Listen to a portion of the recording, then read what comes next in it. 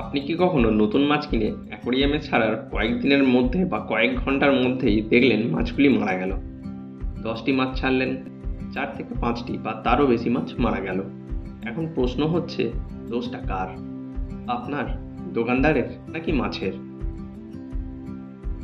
আসল সত্যিটা হলো বেশিরভাগ ক্ষেত্রে দোষটি আমাদেরই থাকে, কারণ আমরা সঠিক পদ্ধতি না জেনেই মাছ সরাসরি অ্যাকোয়ারিয়ামে ছেড়ে দিই। প্যাকেটের ভিতরের জল, আপনার অ্যাকোয়ারিয়ামের জলের টেম্পারেচার আলাদা হয় এবং ওয়াটার প্যারামিটারও আলাদা হওয়ার কারণে মাছ সাডেন শক পায়, স্ট্রেস হয়, অনেক সময় মাছটি মারা যায়। আমি কুশল, আপনি দেখছেন দ্য অ্যাকোয়ারিয়াম মেকানিক। আজ আমি আপনাদের দেখাবো কিভাবে নতুন মাছ কিনে আনার পর সঠিকভাবে অ্যাকোয়ারিয়ামে ইন্ট্রোডিউস করবেন, যাতে মাছ থাকে হেলদি, ডেথ রেশিও 0-র কাছাকাছি থাকে। Step 1, tank preparation. সবচেয়ে গুরুত্বপূর্ণ স্টেপ। মাছ কেনার আগে নিশ্চিত করুন আপনার অ্যাকোয়ারিয়াম প্রপারলি সেট আপ আছে কিনা।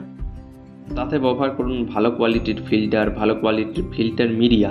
ফিল্টারটি 24 ঘন্টা চালু রাখুন, মিনিমাম 7 দিন ট্যাঙ্কে সাইকেল হতে দিন, তারপরেই মাছ কিনুন। সবসময় মনে রাখবেন, আনসাইকেল ট্যাঙ্ক মানেই অ্যামোনিয়া পয়জনিং হয়ে মাছ মারা যেতে পারে। এবার আসি দ্বিতীয় স্টেপ, টেম্পারেচার অ্যাক্লিমেশন। মাছ বাড়িতে আনার পর প্যাকেটটি খুলবেন না। প্যাকেটটি আপনার অ্যাকোয়ারিয়ামের জলের উপর ফ্লোট করান। মিনিমাম 30 থেকে 35 মিনিট ফ্লোট হতে দিন। এতে প্যাকেটের জল অ্যাকোয়ারিয়ামের জলের টেম্পারেচার ইকুয়াল হয়ে যাবে, মাছ টেম্পারেচার শক পাবে না। এবার আসি স্টেপ 3, ওয়াটার প্যারামিটারটি সেট করুন। 30 থেকে 35 মিনিট পর প্যাকেটের মুখটি খুলুন। একটি পাইপ ব্যবহার করে প্যাকেটের 10% জল খুব ধীরে ধীরে বাইরে বের করুন। তারপর অ্যাকোয়ারিয়ামের জল অল্প অল্প করে খুব ধীরে ধীরে ওই প্যাকেটের ভিতরে অ্যাড করুন। প্রতি 5 মিনিট অন্তর এই প্রসেস রিপিট করুন। এই প্রসেসটি 4 থেকে 5 বার করুন। এই মেথডে মাছ ধীরে ধীরে নতুন জলের সাথে নিজেকে অ্যাডজাস্ট করে নেবে। এই পাইপ দিয়ে জল বের করে এবং ধীরে ধীরে অ্যাকোয়ারিয়ামের জল অ্যাড করলে প্যাকেটটি বেশি নাড়াচাড়া হয় না, ফলে মাছ আননেসেসারি কোনো স্ট্রেস বা শক পায় না। সেই সাথে দোকানের নোংরা জলও আপনার অ্যাকোয়ারিয়ামে চলে যায় না। স্টেপ 4, মাছকে অ্যাকোয়ারিয়ামের মধ্যে কিভাবে ছাড়বেন। মাছকে হঠাৎ করে বের করে দেবেন না।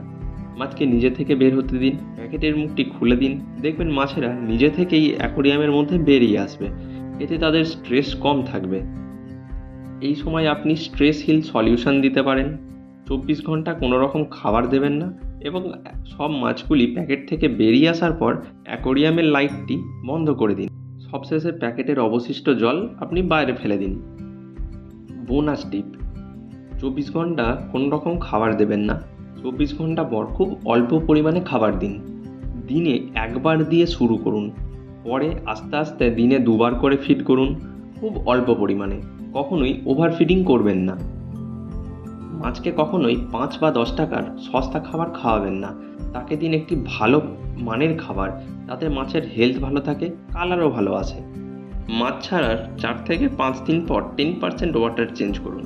এরপর প্রতি 7 থেকে 10 দিনে 20 থেকে 30% জল পরিবর্তন করুন।